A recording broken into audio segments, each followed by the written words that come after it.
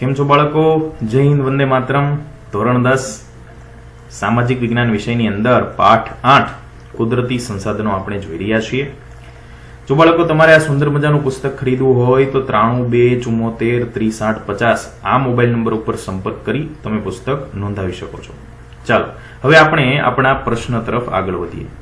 ગઈ વખતે આપણે જે સંસાધનો છે તેનું સંરક્ષણ જે છે તે કેવી રીતે કરવું અને શા માટે એ અનિવાર્ય બન્યું છે તેના વિશે આપણે ચર્ચા કરેલી. ત્યારબાદ આપણે ચોથો પ્રશ્ન જોઈએ કે કુદરતી સંસાધનો જે છે બરાબર તેના આયોજન અને સંરક્ષણ માટે કઈ કઈ બાબતો આપણે વિચારવી જોઈએ. કુદરતી જે સંસાધનો છે તેનું આયોજન અને સંરક્ષણ કરવા માટે આપણે કઈ કઈ બાબતો વિચારવી જોઈએ. તો કોઈ એક દેશમાં કે પ્રદેશમાં ઉપયોગમાં લેવાયેલા કે વપરાયા વિનાના સંભવિત સંસાધનોની પ્રાપ્તિ તેમજ એ સંસાધનોના ગુણધર્મો વિશે જાણકારી મેળવવી જોઈએ. બરાબર, એટલે કે જે કોઈ દેશ છે, કોઈ પ્રદેશ છે, બરાબર, તેના એ પ્રદેશની અંદર જે વપરાયા વિનાના જે સંભવિત સંસાધનોની પ્રાપ્તિ એમાં જે સંસાધનોના ગુણધર્મો વિશે માહિતી આપણે મેળવવી જોઈએ.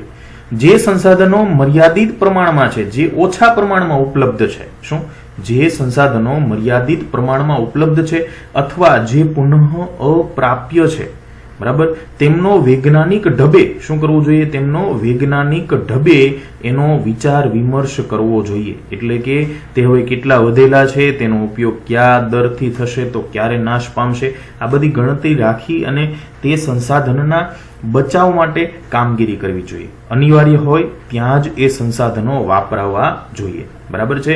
જે સંસાધનનું પ્રમાણ વધારી શકાય એમ છે, બરાબર, તો તે સંસાધનોના વિકાસ માટે યોગ્ય સઘન પ્રયાસો હાથ ધરવા જોઈએ અને લોકોમાં જે સંસાધનો પુનઃપ્રાપ્ય છે, જે સંસાધનોનું પ્રમાણ વધારી શકાય એમ છે તેવા સંસાધનો ઉપયોગ કરવા માટે જાગૃતિ ફેલાવવી જોઈએ.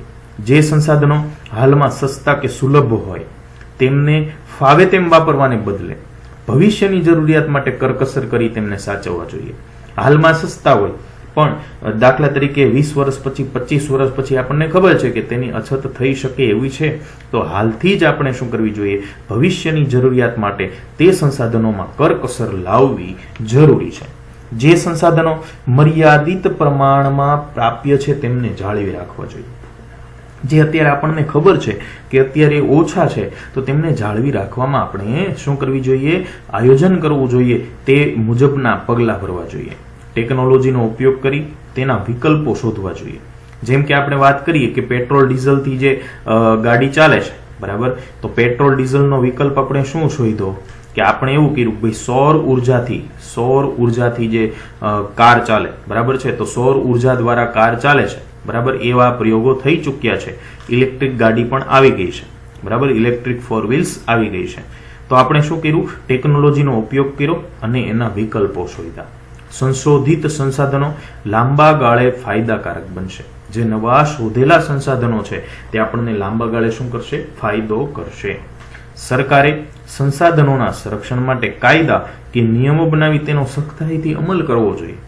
પણ આ કામ માત્ર સરકારનું નથી. દાખલા તરીકે બાળકો, તમને ખબર છે કે જે બાઇક છે, બરાબર, એ બાઇકનું આપણે પીયુસી કઢાવીએ, ખબર છે ને? પીયુસી નો મતલબ થાય પોલ્યુશન અંડર કંટ્રોલ. બરાબર, એ ગાડીની અંદર જે ગાડીનું સાયલેન્સર હોય છે એ સાયલેન્સરની અંદર એક સળિયો હોય એ નાખવામાં આવે છે અને જે મશીન હોય છે, કોમ્પ્યુટર, એની અંદર એ સળિયા દ્વારા કયા કયા વાયુઓ ઉત્પન્ન ધુમાડામાંથી થાય છે એનું પ્રમાણ જે હોય એ પ્રમાણને આધારે નક્કી થાય કે આ ગાડીનું એન્જિન છે તે કેટલું પ્રદૂષણ ફેલાવે છે.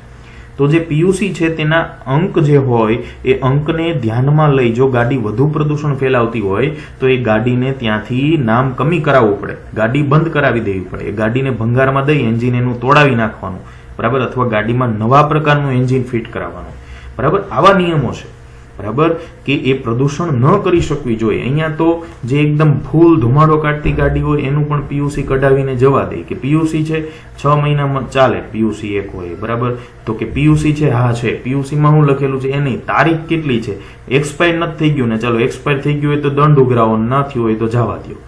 પણ કેટલું પોલ્યુશન છે એ જોવામાં આવતું નથી. તો એ શું છે, એ નિયમો તો છે પણ એનો અમલ કરવામાં આવતો નથી. ક્યાં તો એ સરકાર દ્વારા, પ્રશાસન દ્વારા અથવા લોકો દ્વારા એનો અમલ થતો નથી. સંસાધનોના વિવેકપૂર્ણ ઉપયોગ સાથે સંકળાયેલી તમામ બાબતોથી નાગરિકોને વાકેફ કરવા જોઈએ, એને જનજાગૃતિ કેળવવી જોઈએ. બરાબર. ત્યારબાદનો આપણે પ્રશ્ન લઈએ કે જમીન એટલે શું. બરાબર. શું જમીન એટલે શું? બરાબર. તો જમીન જે છે એ કોને કહેવાય એના વિશે આપણે વાત કરીએ. તો જમીન એટલે જે પૃથ્વી છે તેનું ભૂપૃષ્ઠ છે, જમીનનું ઉપરનું સ્તર, એના માતૃખડક અને વનસ્પતિ દ્રવ્યો એના એક મિશ્રણ થવાથી બનતું જે અસંગઠિત પદાર્થોની સપાટી. અસંગઠિત એટલે બધા જુદા જુદા છે, સાવ એકદમ સંગઠિત નથી. બરાબર. અથવા ઉપરનું જે પડ છે તેને શું કહેવામાં આવે છે? જમીન કહેવામાં આવે છે. ઘસારા અને ધોવાણના પરિબળો મૂળ ખડકોને તોડીને એનો બારીક ભૂકો બનાવે. જમીન શેમાંથી બને? જે ખડકો હોય ને એ ખડકો જે છે તે તૂટી એનો બારીક ભૂકો બને. એ બારીક ભૂકો એટલે જમીન. બરાબર. તેમાં વનસ્પતિ અને જીવજંતુઓના વિઘટન કે સડવાથી બનેલ સેન્દ્રિય પદાર્થો એની અંદર ઉમેરાય છે. બરાબર. અને આ સેન્દ્રિય પદાર્થયુક્ત જે બારીક કણો વાળો પોચો ખડક પદાર્થ આખો બને છે એને શું કહેવાય? જમીન કહેવામાં આવે છે. એટલે જમીન જે છે અત્યારે એ હજારો વર્ષો પહેલા, લાખો વર્ષો પહેલા શું હતા? એ ખડક હતા, પથ્થર હતા.